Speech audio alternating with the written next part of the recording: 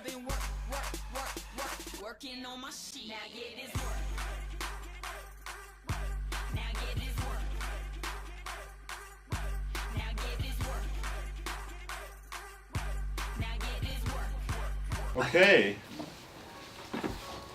Well, we've had a journey, almost 2 years together now, and it's soon coming to an end, hopefully with a new start, but we'll get to that tomorrow. Great to see you all here. You started just a year ago. Yeah. So this has been a little new for her also with Paducation, but she's been very helpful and supportive. So, varsågod. Oh, thank you. And welcome to the municipality building of Sollentuna, the closest thing we've got to the City Hall. My name is, as you said, Helene Bengtsson, and I'm head of the Education and Labor Market Administration. So we provide young people with high school education. We have an access of 2,500 students actually studying at a little more than 180 different schools, of which one, and only one, is run by the municipality, and that is our pride, of course, Rudbeck. A very popular school, and I hope that you have got into that feeling as well, because we are really proud of our own school. We also in Sweden have the opportunity to get a second chance, or more than one second chance. So we actually offer the same level of education for adults as well.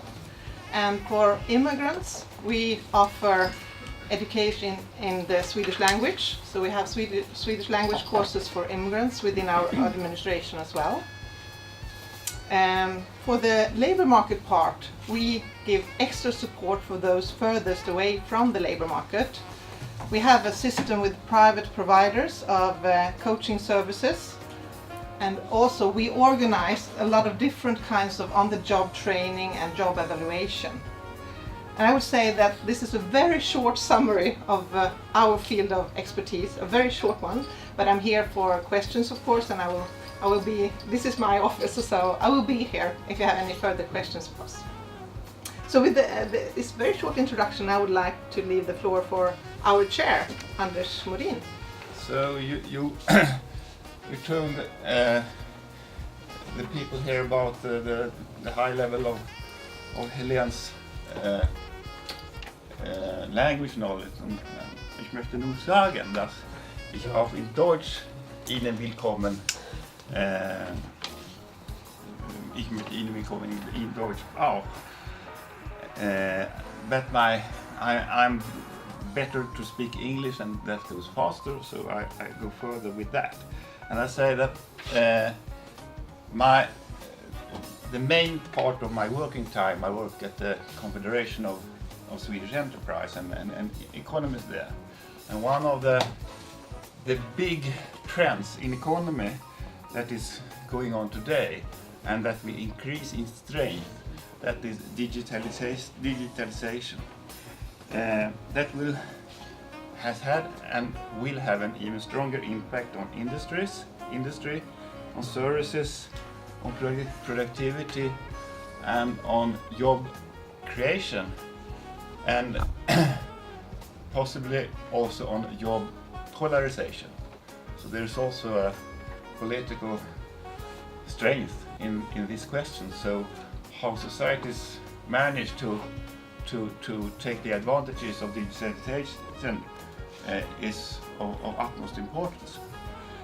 And then, of course, ET-based learning is a part of this ongoing development. And schools have to adapt to the trend of digitalization to prepare their pupils for the future. And schools have also to do that for increasing productivity in their services, in the education, and also be in the front line, I hope, for the development of how IT can be used in different ways to promote new methods for learning, etc. I've heard that there have been some increases, some results, concrete results of your work together, so to speak, that in your school in Kassel, it seems that you will also have this one-to-one concept with one iPad or one device per pupil, and also that you will take the advantages of that development. And I've also heard that there is a letter of intent discussed or in the progress here for further progress, and that I think it's important to continuously and in a structured way learn from each other. Perhaps even this two schools is very good to have a connection, but I think also that when you have a good cooperation, also reflect, could it be bigger circles to make that could be also bigger advantages. So I just say I'm glad that you are here again, and what I've heard, I'm very happy that it has promoted development by you, and also I think it promotes also development in Rubek. So thank you very much. Thank you. When we started our partnership, there was a headmaster at the Lichtenberg school who we wound up actually wondering if he had ever read the application, because he got surprised when they found out that people were traveling and that teachers were supposed to take off and be in the workshop, and so it was a rather shaky beginning. And even before that, we had from the administration a person that didn't even want to sign the application the year before that. So it's been a rocky road, but now you have a new headmaster at your school in Kassel who's very awake and alert and interested, and he couldn't come now, but he did send one of your principals, and we're very happy to have you here, Eckhard Müller. First of all, I should introduce myself. I'm Eckhard Müller. I'm a teacher, mathematics and physics, and I'm the head of the science and mathematics department. Yeah, our principal, Klaus Riedel, asked me to send his best regards to you all, and he wishes us a worthwhile meeting. I personally use iPads for some years now in my lessons, and I'm quite fascinated, partly by their technology and the technology of the apps, partly by that what the pupils do with that technology, for good and for sometimes not so good. But I expect that there is a lot more to come in the future, technological and pedagogical, and so you said it already, we have to be up to date. But I think we don't have to neglect the traditional teaching experience we did. I'm personally in Sweden for the first time, and I slept last night for the first time in my life in a prison. We call it Schwedische Gardinen, that means Swedish curtains, for the iron and steel curtains before the windows. Yeah. And I'm very curious to see all the interesting possibilities in your country my colleagues talked about, and I want to see them with my own eyes. I've heard about your excellent facilities, your equipment, and the support for teachers, and I think there's much more easily in Sweden than in Germany in this area. We all know Steve Jobs. He often used the word incredible and awesome. And I've heard from my colleagues about the incredible and awesome hospitality and kindness of the people here at Sollentuna. And thank you so much for all you've done so far and for preparing our meeting here. At our school, the Paducation project has already caused some strong effects. For example, the awareness which potential can be awakened by using more technology and which benefits can cause from them from the use of the iPads by teaching our children and teaching our subjects.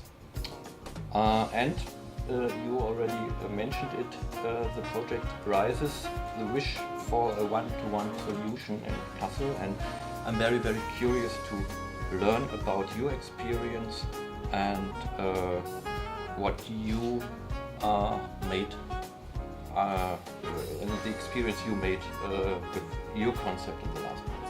I'm looking forward for the next 3 days. Thank you very much.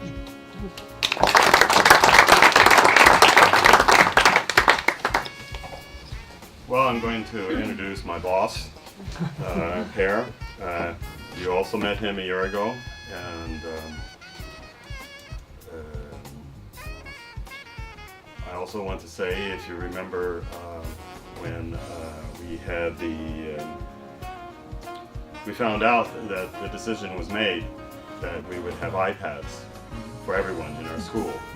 And that decision was made by this man, so let's give him a very warm welcome. Per Frithiofsson. Thank you very much, Ted. I cannot claim all the responsibility for this decision because when I first came to Sollentuna a little bit more than a year ago, the table was laid for me with a fait accompli that actually others here will be more responsible for than I am. And that was that the decision was made that we would introduce and implement one-to-one for the whole school.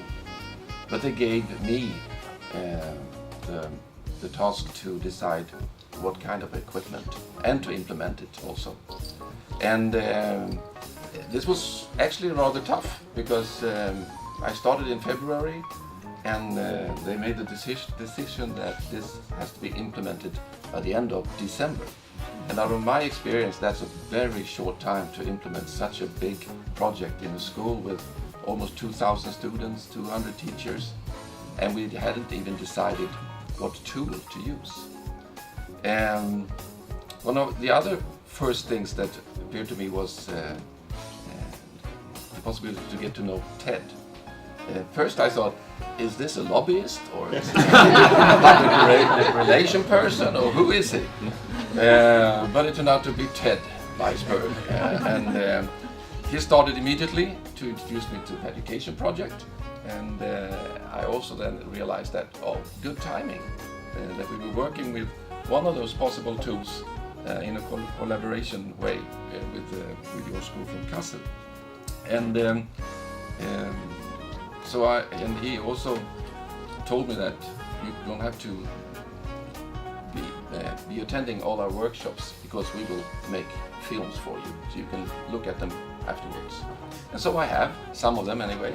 And I'd like to say that the way that you're working in the Paducation project is something that we try to do at the school too.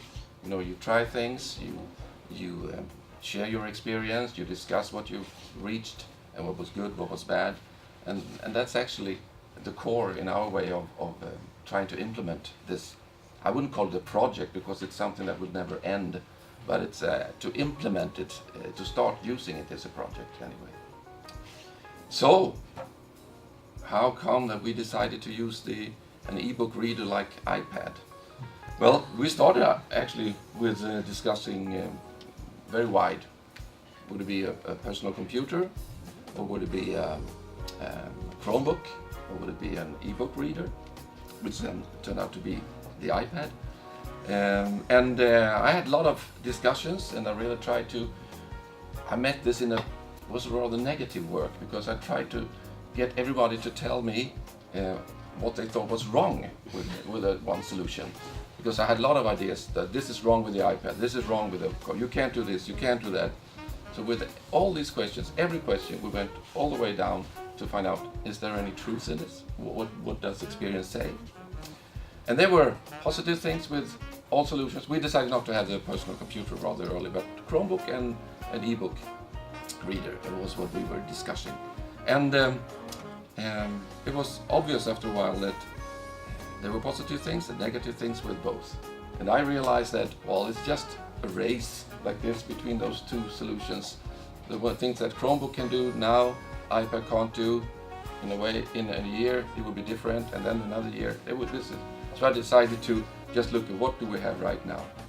And then I got a lot of input from the teachers, from TED, who had tried this in a fairly large scale at the school, and that experience. And there were several lobbyists there, not only TED, who were eager to have me make the decision to use the iPad.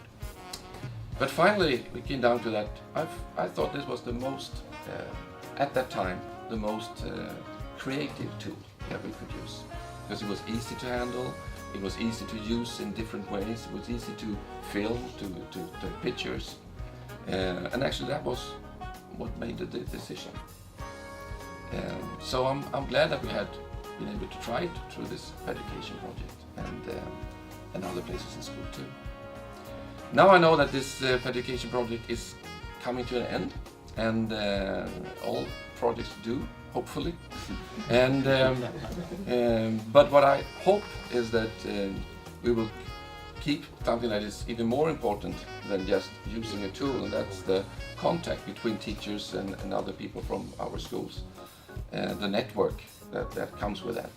But also, I hope that we can find forms so that you can keep on collaborating, so that we can share your experiences and maybe share ours with you.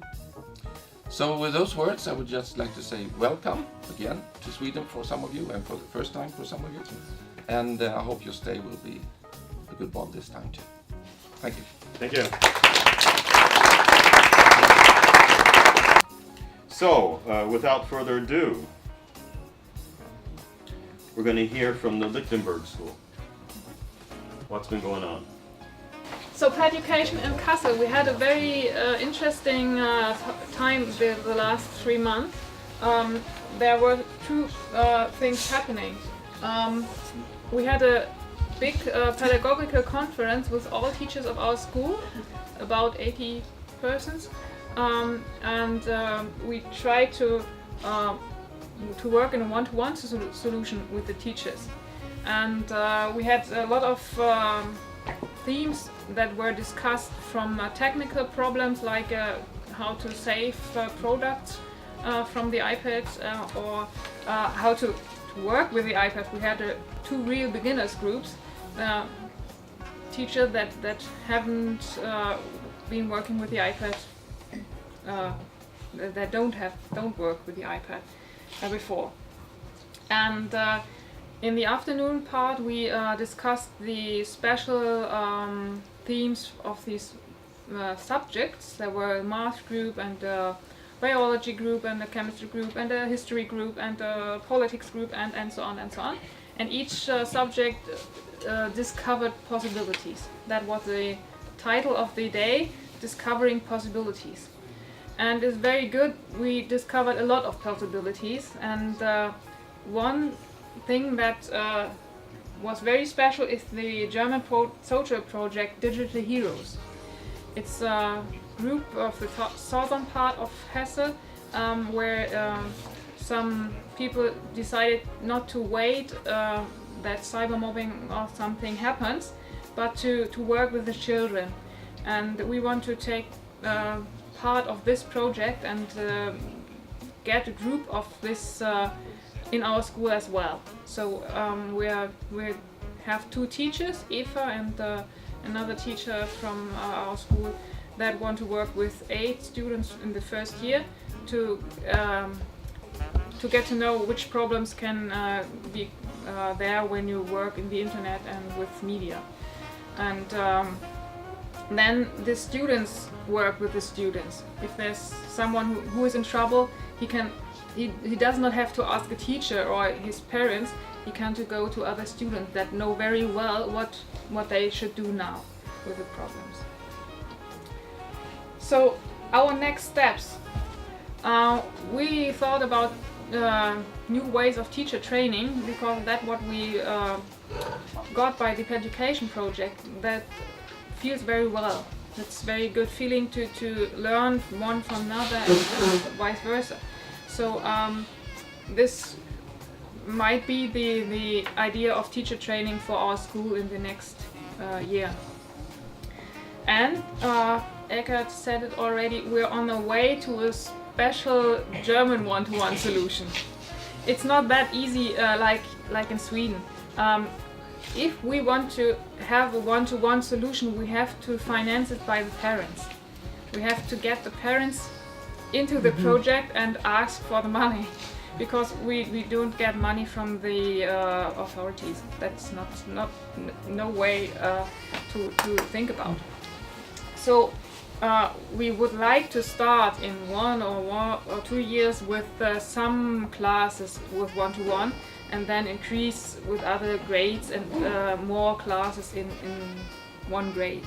So it's growing, and maybe in 10 years we're at the point where you now are with the whole school with one-to-one.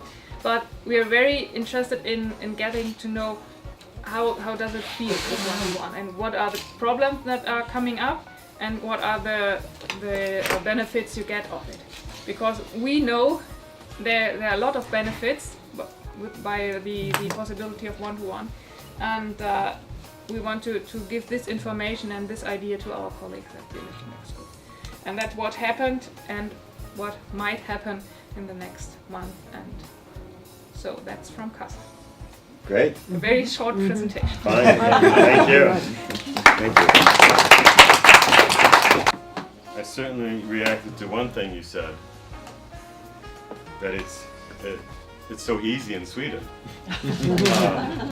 We had, thinking about how we had to really push to start using iPads, which haven't been around that long, you know, if we take a historical perspective, but that we were out very early in the media department because we were used to using digital tools, and saw this as a big opportunity to really take a leap forward working with students. But we had to fight very much for that part. And then it then was the decision to make one-to-one. That was like, it was like, I don't know what happened, but a former headmaster who was also now head of the department here suddenly decided, yeah, well, let's do this.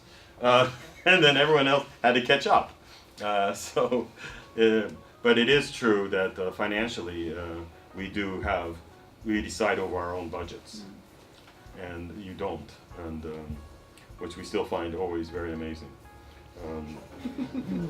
But I don't believe it's going to take 10 years. Just historically, something has to happen, even in Germany, with the educational system. I'm sure something will have to happen to make the ambitions that you have be more prevalent and forthcoming. The last time when we met in Kassel, I had described the euphoric feeling I had about walking around and seeing everybody having an iPad. It was like a dream. I felt like I had to pinch myself because it was incredible. It really, and it still at times feels that way. I can say from my own personal experience that it has completely transformed the way of working in the classroom. I can, in my theoretical media literacy, in my media literacy class, when I just say, okay, find out about this from the reading, what we had for homework. They will make they had 20 minutes to take what was in the book and find out more things, and then make it in a presentation. And they do it. It's like in 20 minutes, they've found out all this information, they've put it together, they have diagrams, they have pictures, and they present it to the class. And it's a collaborative work, and then it's there. And it's just incredible. Whatever I say, whatever I do, they do it. And they really like it. They really like to be able to work that way. So it really has transformed quite a lot. it's still a challenge because there's other things about structure. And this is what we found out already at the beginning of the school year. Christina, who you're going to hear from shortly, has been working in bringing people to our school to talk and inspire. And one of the things that did come up for us was iTunes U. And Paducation is about how we as teachers will use the device in our teaching.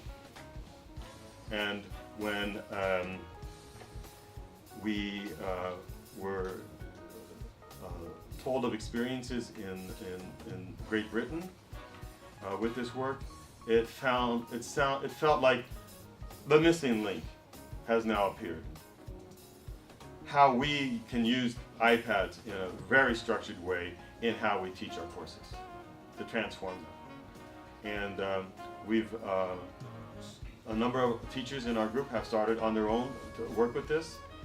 We just a couple of weeks ago finally had our own workshop with iTunes U, and it really feels like lots of things are going to start to happen.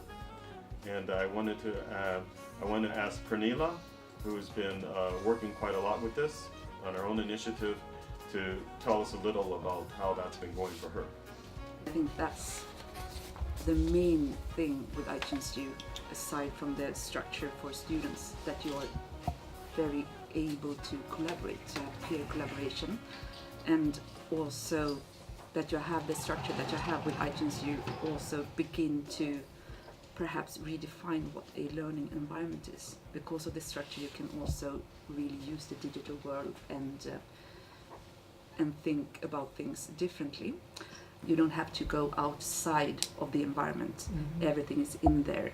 And when you close the app, you automatically get back into iTunes U. So the students are really, they are there, they know what is and what isn't, and they can also find their iTunes U from their smartphones if they have, iPhones.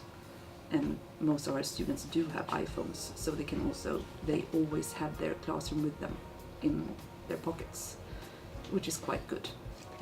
But that is also one of the things why we need to redefine, I think, the learning environment and how we teach. It's one thing to transform into, you can take pictures, film and everything, but now we have the opportunity to really get into the 21st century.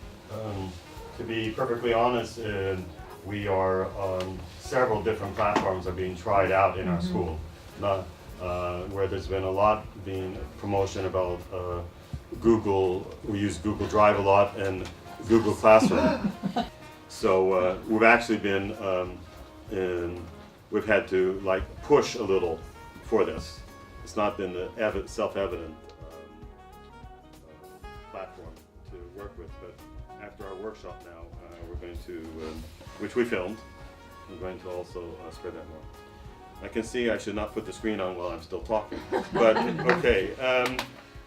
This is a new app that has been developed by students at our school with the leadership from Lars Glimbert, who is pretty much actually a consultant, but he works from the Stockholm University and is now working at our school in supporting the process around the one-to-one. And he has also brought in Christina, who has been responsible for the competence development for our teachers around the one-to-one system. So we've had a number of theme days where we've had different workshops and stuff. These are just a couple of photos that I have taken that they used to put onto the app. It's all that one, and then it's just some of the students working in group work. Now, and this is available now in the App Store for students to just download and have it on there. It started off as a website, and now it's an app. And it has I actually have my little pointer, but it doesn't seem to be so necessary here. Here you can go into the Apple's manual for iPad, 168 pages. So you can, anything you want to search for, you can, it takes about a minute to load up all those pages, and then you can go and look for whatever it is you need to find for help.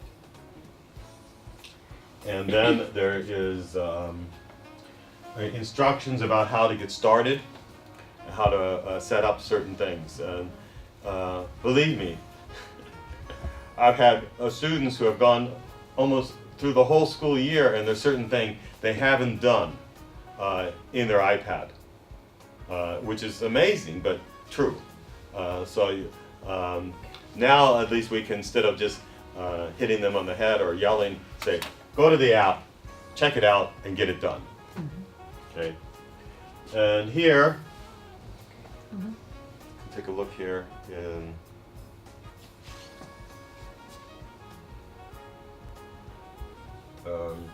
recommended apps. So which apps should be already installed in your iPad? Okay. So there is the list of what they should have in their iPad. And it's quite a lot, and as you see, they're all free, these apps. So this is what they should have basically in their iPad when they're starting. Then there is other good apps to have.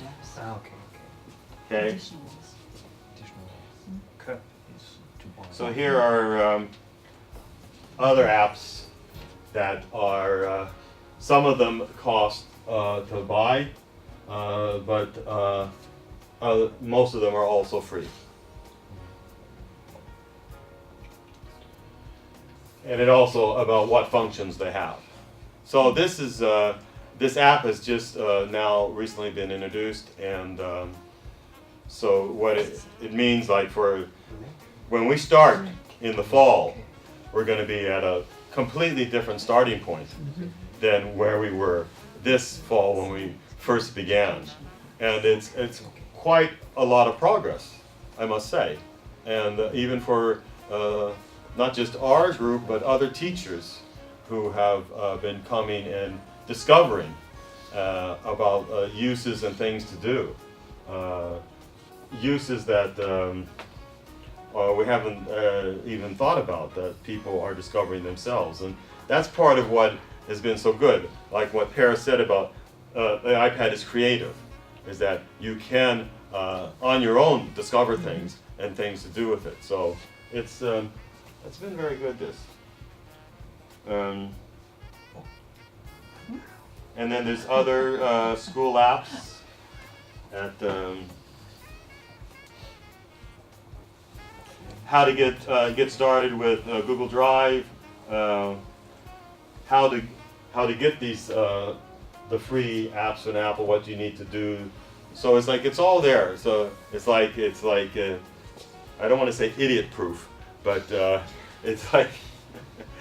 And the good thing is that the students have been involved in working with this, so that they understand how the student mind works, so what they need to have. And then there's support, ICT coach, and other information and stuff. And ETHER, which is the abbreviation for this, it's a wordplay also, because I don't know, we have ETHER, and it's like the radio signals. It's like that. Ether. Yeah. So it's a play on words also. This. So it's kind of nice. So that is something that has been also come forth during the time since we met last time. Is there something else that my colleagues would like to put in right now in relation to what's been going on during our year we'd like to share? Okay. Yesterday we had a meeting with these guys making an app for exams. Yeah. DigiExam. That was quite interesting. They are working now in computers, making a kind of interface where you can have your students doing their tests and then hand them in digitally. And now they are working on an app for use in the iPad. So goodbye papers, goodbye pencils.